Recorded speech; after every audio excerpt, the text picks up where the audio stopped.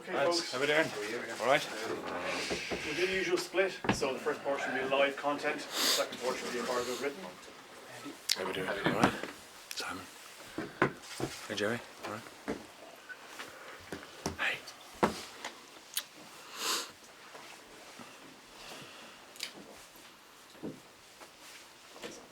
So Andy, team named a short while ago. Obviously you've had injury and forced changes, but you've made a couple of selection decisions as well in terms of just, bringing in the likes of Craig Casey and Bundy Aki back in. How happy are you that you're going to have the continuity with so many changes from the last game? Oh, well, we've been together for a good few weeks now, so people are certainly up to speed. People wouldn't have been selected if they wasn't in the right place. So we're not just turning things around for the sake of it. We're turning things around because we think it's a strong side for us going forward for this game and for the future as well. And if you go back as far as November, when there were a good few changes leading into the Fiji game, I know a lot of those were injuries, but it was probably a more scrappy performance. Are you confident now that you're going to be able to iron out the transition of making those changes? I don't think there's that many changes to be fair. I mean, you look at the bench. It's people who's come on and earned the right to get a starting spot because of the performances that they've had, And again, the lads that have come in for the first time in this competition, they've been with us for 4 weeks. So the reality is that this is our third game of the competition, and we expect it to be our best performance of the competition. That's how it should be, and that's what we're aiming for. And for Ross Byrne, his first Six Nations start on Saturday, how pleased are you with what you've seen from him over the course of Well, the he's been great, and he's earned the right to start. He's earned the right to run the team and transfer everything that we've seen within training to a performance that's got authority and takes his team with him. And at the same time, then himself and Craig Casey as a partnership, they've looked quite good together in the bits we've seen of them off the bench so far in the championship. Exactly, so they've earned the right to start, and from what we've seen so far, it's only a few days to the game, I know, but for what we've seen so far, it's been a good start to the week. Preparation's been great, and they seem ready for it.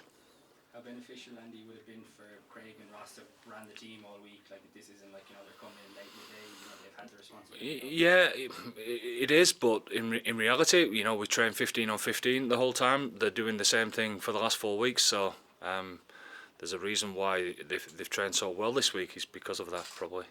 And Joey's obviously back in the wider squad. Yep. How has he kind of reacted, and what's he been like on the team this week? He's been great. He's a tremendous professional anyway. It's exactly what you would expect of Joey, to come in, get across his stuff straight away, making sure that he's across his own job, and then he fitting into the team stuff first. So he's with us travelling to Italy as well. Is that a message as well to say, like, that he wasn't in the initial squad, but he's back in? Like, it's a fluid situation, like, Well, we think he's a great player, Ross and Jack, we wanted to have a look at and keep developing, and Ross had earned the right, and there's a bit of feedback to Joey, and him coming back into camp. We get to have the chat again about his reflection on the feedback, etc., and where is he now with all that. So it's great to back that up, isn't it, with the conversations and bring him back into the environment and lets everyone know that the competition keeps on rolling on. And you talked about people earning the right to play, going well off the bench. With Bundy and Jack coming in this week, what have you seen specifically from them that's impressed you? Oh, just the fight and the want has been pretty impressive. But I mean, they've added with the performances when they've come off the bench, obviously, but they've been hungry to get a chance to start in this competition, and they've earned that right, in my opinion. Jack's carrying has been very strong. Bundy coming on against Wales and 2 or 3 poaches there in big moments. He brings a lot of energy, and they earn the right to start and show what they've got this week, and they're part of the reason why we expect a good performance. There's some of the players in the squad, that were part of the team or part of the squad that lost Italy back in 2013. I'm just interested, have they spoken to the team at large, or have you noticed them talking to players No. their feet ground or anything like that? No.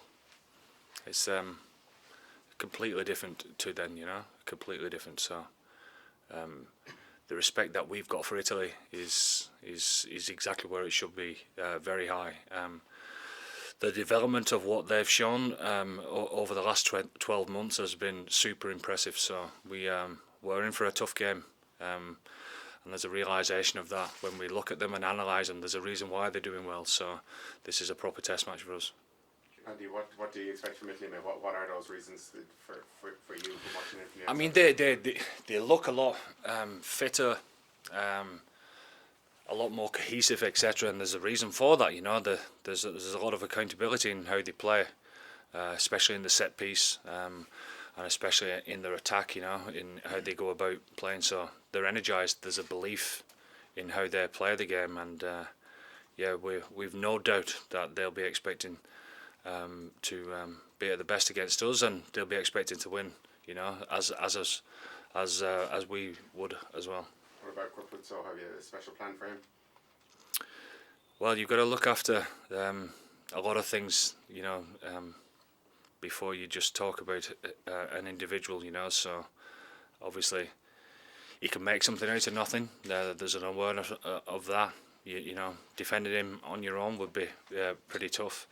But at the same time, you know, this is a team game, so making sure that we look after the tackle contest and the speed of ball, etc., all adds into that. How do you enjoy the trip to Rome? Is that a question? I mean, you know, it's a real Six Nations occasion, isn't it, going to Rome? How do you get excited about heading over with the team? I said a couple of weeks ago in regards to the French game, I wish I was going to watch it. This is a nice trip for the fans. Rome is a great place to play. It's a great place to go. I was talking to some people this morning who are heading out there, and yeah, there's a little bit of jealousy there as well, you know, because it's a fantastic weekend for the fans, but for us, it's just nothing but business, you know. We'll get to go to Rome someday without the type of pressures that we're going to face this weekend. And Italy being at home, from what you've seen of them in the Six Nations so far, do you expect that to be a much tougher test? Well, we've seen it, haven't we? So the proof's in the pudding, really. We saw how they played against France. You know, we know how difficult it is to go and win in Cardiff. And they managed that. You know, it doesn't really matter what Australian side is put out to them. You know, Australia came over with a squad that was full of fantastic players, and they ripped Australia apart, you know, so there's a realisation what we're up against this weekend, and it's going to be a tough one. And how do you manage the message to the team? You're obviously world number one. Everybody's expecting Ireland to go and win comfortably, I suppose, this weekend. Complacency never kind of can creep in. What's your message to the team in that regard? Well, there's obviously things that we need to get better at, and when I say to you that this is our third game and our performance should be better than the second one, so there's a fight and a want to get to that point. So again, we've full respect for Italy, but having said that, it is about us. It's about us and our performance, and making sure that we improve in a few areas that we want to, and get something out of this game that we're chasing, you know, because we obviously want to do well in this competition, but Italy obviously chasing that win at home, and it's a big scalp, isn't it, you know, so we know the emotion that they've always had, but the skill that they're putting with that now makes them a serious threat to us, so we're aware of that, and our preparation says so. Andy, just James Ryan as captain, how do you feel he's grown as a leader over the last couple of years? Yeah, I've seen him grown massively as a leader because of the leaders that he's got around him. I've seen all of them grow in a huge way over the last couple of years, and James just happens to be one of those leaders who will put his hand up week in, week out, and lead from the front in how he performs on the field, and he's got massive respect in that regard. But his leadership off the field has been pretty impressive as well. I think we're very lucky. You know, it's well documented as far as our leadership group and the growth of them. I feel we're in a great place that, you know, we would be more than happy for a handful of players to captain the side, and James is the lucky one this weekend that is able to do that. But you know, Gary Ringrose, he's an exceptional leader. I'm sure that he'll be captain of Ireland one day. Peter Marnie, Ian Henderson, and more of those type of players. I mean, you look at the development of somebody like Caelan Doris or Hugo Keenan or Gary or whatever. There's a reason why they're playing so well. It's because of how they don't just lead themselves off the field; they lead others as well. And there's probably a rhythm to those type of players that we're talking about. They tend to work unbelievably hard off the field and try and give as much as they possibly can to the teammates. So, in that regard, I feel we're pretty lucky. Just on Gary, 50 caps this weekend. Oh yeah, it's a special moment. I mean, it's special for us all to be involved.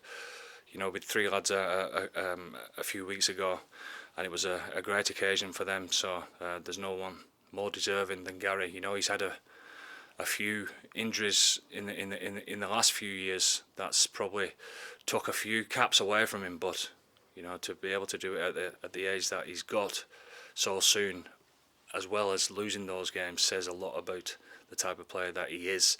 I mean, he's in top form right now, top form, and he's only going to get better.